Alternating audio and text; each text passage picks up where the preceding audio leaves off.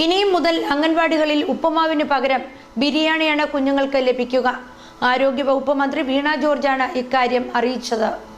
അങ്കണവാടിയിൽ ഉപ്പുമാവിന് പകരം ബിരിയാണി വേണമെന്ന അങ്കണവാടി വിദ്യാർത്ഥി ശംഖുവിന്റെ ആഗ്രഹം സാധിച്ചാണ് ആരോഗ്യവകുപ്പ് മന്ത്രി വീണ ജോർജ് ഭക്ഷണക്കാര്യത്തിൽ പുതിയ മെനു തയ്യാറാക്കിച്ചത്. ഇതിന്റെ അടിസ്ഥാനത്തിൽ ശിശുവികസന വകുപ്പ് പുതിയ മെനു പരിഷ്കരിക്കുകയായിരുന്നു. പഞ്ചസാരയുടെയും ഉപ്പിന്റെയും അളവ് കുറച്ചുകൊണ്ട് കുട്ടികളുടെ ആരോഗ്യം ഉറപ്പാക്കി പോഷക മാനദണ്ഡ പ്രകാരം വളർച്ചയ്ക്ക് സഹായകമായ ഊർജവും പ്രോട്ടീനും ഉൾപ്പെടുത്തി രുചികരമാക്കിയാണ് ഭക്ഷണ മെനു പരിഷ്കരിച്ചത്.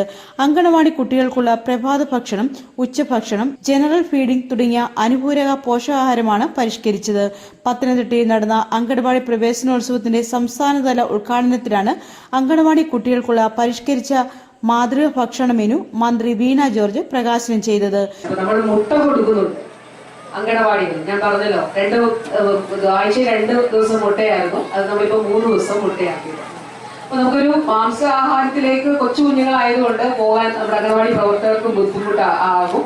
അതുകൊണ്ട് ഈ മുട്ട ഉപയോഗിച്ചിട്ടുള്ള ഒരു മുട്ട ബിരിയാണി നമ്മൾ ഇതില് ഉൾപ്പെടുത്തിയിട്ടുണ്ട്. അപ്പൊ ബാക്കി പറഞ്ഞത് നമ്മളിത് കൊടുക്കുന്ന കാര്യങ്ങളൊക്കെ തന്നെ. പക്ഷെ ഇതുവരെ അങ്ങനെ ഒരു മെനു ഉണ്ടായിരുന്നില്ല, കാരണം ഡയറക്ഷൻസ് ഉണ്ടായി. അപ്പൊ എല്ലാവരുടെയും അനുവാദത്തോടെ സംസ്ഥാനതല അങ്കണവാടി പ്രവേശനോത്സവം ഉദ്ഘാടനം ചെയ്യുന്നതായി അറിയിച്ചുകൊള്ളുന്നു.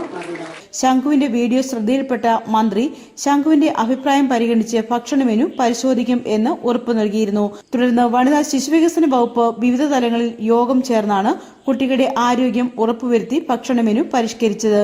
മുട്ട ബിരിയാണി, പുലാവ് ഒക്കെ ഉൾപ്പെടുത്തിയാണ് മെനു ക്രമീകരിച്ചിട്ടുള്ളത്. 2 ദിവസം വീതം നൽകിയിരുന്ന പാലും മുട്ടയും 3 ദിവസം വീതമാക്കി മാറ്റിയിട്ടുണ്ട്.